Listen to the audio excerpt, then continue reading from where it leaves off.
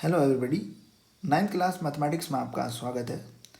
आज है डे 9 और हम एक्सरसाइज 1.5 देखेंगे। डे 9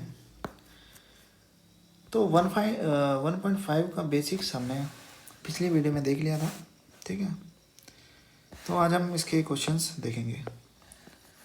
तो डायरेक्ट क्वेश्चन पे आते हैं। सबसे पहला क्वेश्चन कह रहा है classify the following numbers as rational और इरेशनल। इसका मतलब आपको देख के बताना है कि नंबर रैशनल है या इरेशनल है। मैंने आपको बेसिक पिछली वीडियो में क्लियर कर दिया है, तो अब आप देख के आसानी से बता सकते हो। जैसे आपने पहला नंबर देखा, ये लिखा था 2 माइनस रूट 5।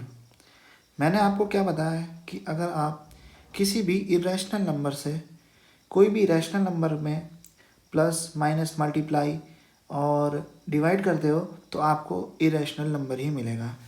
तो ये आपका कैसा नंबर है? इरेशनल, ठीक है। ये आपका इरेशनल नंबर है। अगर वहीं हम बात करें इस वाले नंबर की, इसको अगर आप गौर से देखो तो यहाँ पे ये प्लस का 23 है रूट में, ये माइनस का 23 है, तो ये कैंसिल आउट हो जाएगा और बचेगा क्या? 3। तो 3 आपका क्या होता है? 3/1 के रूप में होता है, और 3/1 आपका p/q, तो ये हो गया आपका रैशनल, ठीक है। अगर इसको भी देखें हम तो ये भी आपका रैशनल हुआ, क्योंकि यहाँ से कैंसिल आउट हो जाएगा और आपको मिलेगा 2/7, जो कि आपका एक रैशनल नंबर हुआ। अगर हम इसकी बात करें तो ये आपका एक इरेशनल नंबर है। क्यों? क्योंकि मैंने आपको क्या बताया, अगर आप एक रैशनल नंबर और एक इरेशनल नंबर के बीच कोई सा भी ऑपरेशन लगाए, प्लस माइनस मल्टीप्लाई और सब्ट्रैक्शन, सॉरी सब माइनस तो बोल दिया, मल्टीप्लाई और डिवाइड, तो आपको क्या मिलेगा?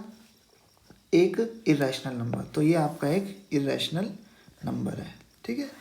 वहीं अगर 2 पाई की बात करें तो 2 पाई भी आपका एक इरेशनल नंबर होगा, क्योंकि पाई इरेशनल है और 2 आपका रैशनल है, मल्टीप्लाई करोगे तो इरेशनल मिलेगा। आई होप आप समझ गए होंगे। सेकंड क्वेश्चन देखते हैं। सेकंड क्वेश्चन कह रहा है simplify each of the following expression, ठीक है। मतलब आपको इन सभी को सिंप्लीफाई करना है। तो सबसे पहला देखते हैं, मिटा देते हैं पहले इन सबको।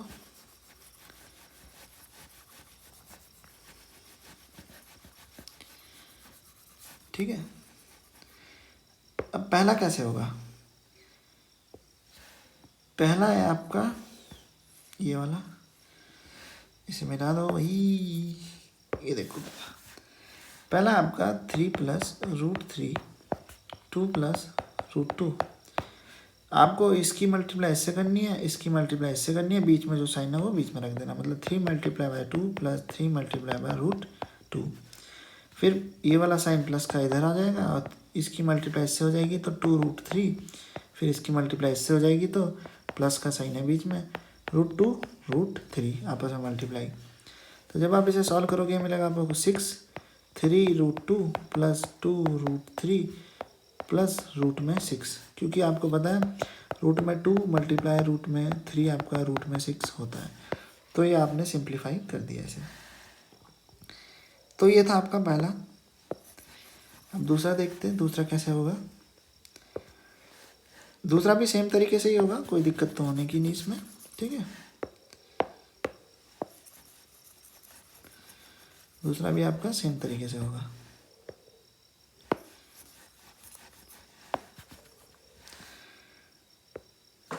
कोई दिक्कत नहीं, यहाँ देखो ये फॉर्मूला लग रहा है डायरेक्ट, ये है आपका a + b a - b, तो यहाँ पे आप फॉर्मूला लगा देना a² - b² का, मतलब 3 का स्क्वायर प्लस √3 का स्क्वायर, तो ये हो जाएगा, सॉरी माइनस,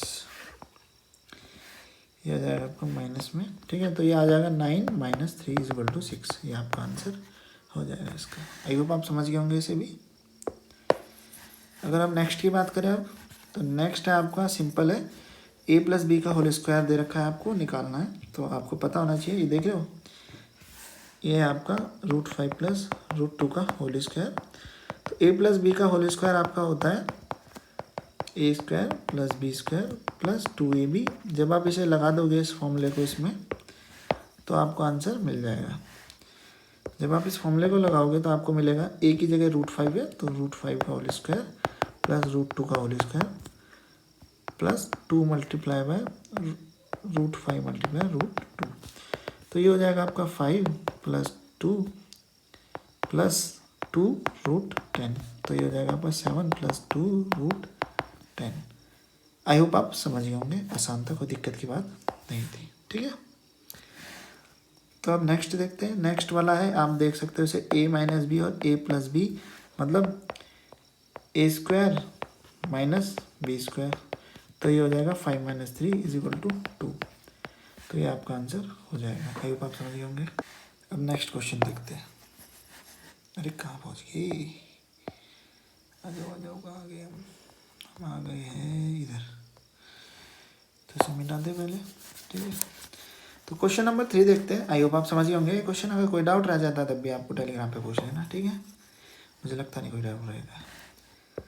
क्वेश्चन नंबर 3 कह रहा है रिकॉल, मतलब याद करिए, pi is defined as the ratio of circumference से सी। ठीक है, पिछली वीडियो में मेरे से गलती हो गई थी, मैंने पेरीमीटर का यूज़ कर दिया था। ठीक है, सरकमफेरेंस की जगह, अब दिमाग से निकल गया था। ठीक है, तो सरकमफेरेंस बोलते हैं। वैसे दोनों का मीनिंग सेम होता है, दोनों एक दूसरे के सिनोनिम्स होते हैं, दोनों का मीनिंग सेम होता है। मतलब कोई भी ज्योमेट्री है उसके चारों ओर की जितनी लेंथ है उसे बोलते हैं सरकमफेरेंस और पेरीमीटर। पर हम जो सर्कल है उसके केस में हम सरकमफेरेंस का यूज़ करते हैं। ठीक है, तो क्वेश्चन पे आते हैं वापस। क्वेश्चन कह रहा है आपका, recall pi is defined as the ratio of circumference C of a circle to its diameter d, that is pi is equal to c upon d. It seems to contradict that the fact pi is irrational. How will we solve it? अब ये कह रहा है कि पाई आपका c upon d के रूप में हो गया। ठीक है, पाई आपका c upon d के रूप में होता है। अगर आप सरकमफेरेंस की बात करें, अगर आपने पढ़ा हो तो सरकमफेरेंस की बात करें, सर्कल के और डायमीटर की बात करें, तो हमें pi is equal to c upon d मिलता है। आपको पाई की एक वैल्यू पता होगी 22/7। ठीक है, और पाई की एक और वैल्यू होती है पाई इक्वल टू 3.1416 चलता जाता है। तो ये तो आपको साफ बता देता है कि पाई एक इरेशनल नंबर है, लेकिन ये आपको रैशनल नंबर की ओर इशारा करता है, क्योंकि रैशनल नंबर क्या कहता है, p/q के रूप में, जहाँ q 0 नहीं है। तो ये उसकी प्रॉपर्टी को सेटिस्फाई कर रहा है रैशनल नंबर की। तो यही बात कही है इसने कि पाई इक्वल टू c/d है, और ये कॉन्ट्राडिक्ट कर रहा है कि पाई इरेशनल है। तो आप इसे सॉल्व कैसे करोगे? तो हम कहेंगे विद अ स्केल और टेप, मतलब स्केल की सहायता से हमें क्या मिलता है, we get only an approximate rational number as the result of our measurement. ठीक है, अगर देखो, अगर आप जैसे सरकमफेरेंस की बात करें और डायमीटर की बात करें, तो आप किसके यूज़ करते हो? स्केल का यूज़ करते हो। तो स्केल से आपको कैसी वैल्यू मिलती है? स्केल से आपको केवल अप्रोक्सीमेटली वैल्यू मिलती है। ठीक है, तो अप्रोक्सीमेटली की बात नहीं होती, जो रियल मैथमेटिक्स है उसके हिसाब से ही रैशनल है। ठीक है, अगर आप इसका आंसर लिखना चाहो तो मैं आपको एक लिखा हुआ नोट छोड़ दूंगा। ठीक है, क्या बोलते हैं, डिस्क्रिप्शन में, आप उससे इसका आंसर लिख लेना अगर आप लिखना चाहो। बस इतना याद रखो कि जो ये है केवल अप्रोक्सीमेशन होता है, स्केल की सहायता से होता है ना। अब खुद ही सोचो, अगर आप सर्कल में हो और उसका डायमीटर है, किससे मेज़र करोगे? स्केल या टेप। ठीक है, इसी से तो करोगे मेज़र। अब ये तो अप्रोक्सीमेटली वैल्यू देगा, अप्रोक्सीमेट रैशनल नंबर देगा आपको ये। तो इससे क्या होगा, सीन खराब हो जाएगा हमारा। हमें तो सीन सही रखना है ना। ठीक है, तो मैथमेटिक्स के रूल के हिसाब से इरेशनल है, और मैथमेटिक्स जिंदाबाद। ठीक है, बाकी मैं इसका आंसर आपको लिखा हुआ एक नोट छोड़ दूँगा इसमें डिस्क्रिप्शन में और टेलीग्राम चैनल पर, दोनों पर। ठीक है, अगर डिस्क्रिप्शन में नहीं छोड़ा तो टेलीग्राम पे पक्का मिल जाएगा। अब देखो, ये वही वाला क्वेश्चन, अब ये मैंने तो आपको अच्छी तरह समझा रखा है। ठीक है, मुझे लगता नहीं कोई गलती होनी चाहिए इसमें। अब ये कह रहा है कि रिप्रेजेंट करो √9/3 को नंबर लाइन पर। मैंने आपको बता रखा है आपको क्या करना है। सबसे पहले ज्योमेट्रिकल रिप्रेजेंटेशन करना है इसका। 9.3 सेंटीमीटर या यूनिट बोल सकते हैं आप, उसकी कोई लाइन खींचना। 9.3 यूनिट की एक लाइन खींची आपने, उसके आगे एक और सेंटीमीटर बढ़ा दो इसे। ठीक है, 1 सेंटीमीटर ये हो गया, तो टोटल आपकी कितनी होगी, 10.3 यूनिट हो गई। ठीक है, सेंटीमीटर को यूनिट ही समझो मेरी। फिर आपको क्या करना है, इसके मिडल से एक चलो ये पूरा सर्कल ही बन गया। आपको एक सेमी सर्कल बनाना है, ठीक है। इसके उससे आपको क्या बनाना है, एक सेमी सर्कल। अब देखो सेमी सर्कल बन गया, तो ये बिल्कुल बीचों बीच यहाँ पे कहीं यूनिट वो होगा, इसका क्या बोलते हैं, सेंटर पॉइंट होगा, वो आपका निकलेगा 5.15, क्योंकि 10 का हाफ 5, 30 का आपका 15, 5.15। अब यहाँ से आपने एक बना दिया सेमी सर्कल। बस ये देखो, अब यहाँ पे आपका पहला आपने वो ए बी खींची थी ना जो 9.3 यूनिट की, तो बी से आपको एक सीधा स्ट्रेट लाइन खींचनी है। स्ट्रेट लाइन जब आप ड्रॉ करोगे तो आपको क्या मिल जाएगा, एक और पॉइंट डी मिल जाएगा, जो कि आपका सरकमफेरेंस पे टच हो रहा है। किसकी सरकमफेरेंस पे, सेमी सर्कल की सरकमफेरेंस पे टच हो रहा है। अब इस सरकमफेरेंस पे टच हो रहा है, तो ये जो बी डी लेंथ है ना, ये आपकी ये जो बी डी लेंथ है, ये होती है √9.3। ये आपने लेंथ निकाल ली। अब आप इसे क्या करो, क्या बोलते हैं, नंबर लाइन पे शो कर दो। नंबर लाइन पे शो करने के लिए जो बी है उसे 0 मानो और आगे बढ़ाते जाओ यूनिट के हिसाब से, 1 2 3 के हिसाब से। और यहाँ पे आपको क्या रखना है, दूसरा मैं ले लेता हूँ कलर। यहाँ पे आपको रखना है कंपास की नोक, यहाँ पे पेंसिल की नोक, एक ड्रॉ कर देना लाइन, जहाँ पे वो उस नंबर लाइन पे जहाँ पे टच हुई, मान लो ये ई है, तो ये ई आपका हो जाएगा √9.3। आई होप आप समझ गए होंगे कैसे करते हैं। मैंने पिछली वीडियो में डिटेल में समझाया हुआ है, ठीक है, लेकिन यहाँ भी समझा दिया है मैंने, ठीक है। तो स्टेप क्या था, सबसे पहले आपको ए बी लाइन खींचनी थी एक 9.3 यूनिट की, फिर उसके बाद 1 यूनिट की एक और लाइन खींचनी थी, जो मान लो ए बी सी ले लेते इसे, ठीक है। 1 यूनिट की एक और लाइन खींची। अब देखो आपकी टोटल लाइन की लेंथ कितनी होगी, 10.3 यूनिट। अब इसका हाफ किया, और हाफ में हमने क्या करा, कंपास की नोक रखी यहाँ पे कहीं, और एक सर्कल बना दिया, सेमी सर्कल ड्रॉ कर दिया। और फिर जो ए बी था उसमें बी पॉइंट से हमने एक स्ट्रेट परपेंडिकुलर लाइन खींची, जो कि सरकमफेरेंस पे टच हो जाए। सरकमफेरेंस पे टच होगी तो हमने उसे बी नाम दे दिया, सॉरी डी नाम दे दिया, डी नाम दे दिया, और बस हो गया अपना काम। वो जो लेंथ थी आपकी बी डी, ये थी आपकी रूट में 9.3। अब बी को 0 मान लो और एक और लंबी लाइन कर लो, और यूनिट के हिसाब से, जैसे आप बोलते नहीं, इंटरवल के हिसाब से एक नंबर लाइन में नंबर दिखा दो 1 2 3 करके, बस हो गया आपका काम। अब ये जब इस पर आप कंपास की नोक रखोगे, यहाँ पे पेंसिल की नोक, एक आर्क मारोगे, तो आपको ई पॉइंट पे कहीं कटता हुआ दिखेगा नंबर लाइन, वहाँ पे आपका √9.3 हो जाएगा। आई होप आप समझ गए होंगे, कोई दिक्कत नहीं है इसमें, ठीक है। अगर आपको तब भी कोई दिक्कत आती है तो पूछ लीजिएगा, तो मुझे लगता नहीं कोई दिक्कत होनी चाहिए। पिछली वीडियो में अच्छी तरह समझाया, तरीका सेम है। अब आ गया है कि रैशनलाइज करना है आपको, ठीक है, कोई बात नहीं, रैशनलाइज कर देंगे। तो इसे रैशनलाइज करो। रैशनलाइज किसका करते हैं हम, डिनोमिनेटर का। डिनोमिनेटर आपका एक इरेशनल नंबर होगा। इस टाइप के क्वेश्चन में आपको रैशनल नंबर में चेंज करना पड़ेगा, कोई दिक्कत नहीं। √7 के ऊपर भी मल्टीप्लाई कर दो, √7 के नीचे ही मल्टीप्लाई कर दो, √7 1 √7, √7 और √7 आपस में जब मल्टीप्लाई होंगे तो 7 आपका रैशनल बन गया। हो गया, नहीं हो गया, ठीक है।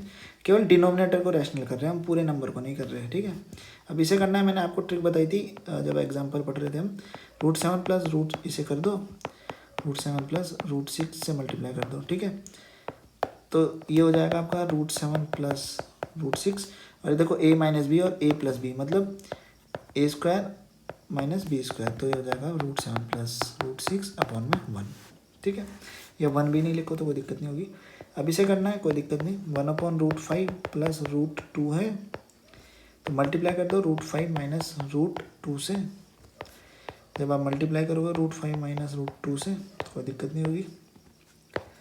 ये हो जाएगा √5 माइनस √2।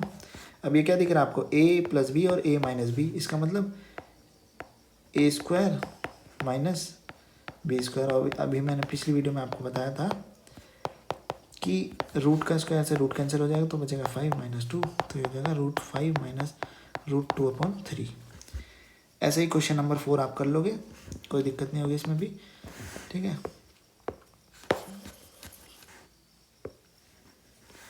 क्या करना है आपको, यहाँ पे मल्टीप्लाई कर देना, प्लस लगा के ये साइन चेंज कर देना, ठीक है, बस हो गया। ये हो जाएगा आपका 7 प्लस 2, क्योंकि जब 1 के मल्टीप्लाई होती है a minus B a plus B, ये हो जाएगा आपका 7 माइनस 4, क्योंकि a² माइनस b²। √7 का स्क्वायर √7 हो जाएगा, और 2 का स्क्वायर 4, तो ये हो जाएगा आपका √7 प्लस 2/3, ठीक है।